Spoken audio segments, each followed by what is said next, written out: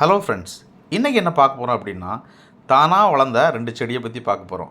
இந்த தொட்டியில் பார்த்தீங்கன்னா பப்பாளி கன்று நிற்கிது, அதே போல் கருவேப்பிலையும் நிற்கிது. இந்த 2 கன்றுமே விதை போட்டு வளர்ந்ததில்ல, தானாகவே வளர்ந்தது. அது எப்படின்னா, இந்த கருவேப்பிலை கன்று வீட்டு ஓரத்தில் மண்ணில் வளர்ந்துருந்தது. அதை எடுத்து பிடுங்கி கொண்டு வச்சேன்.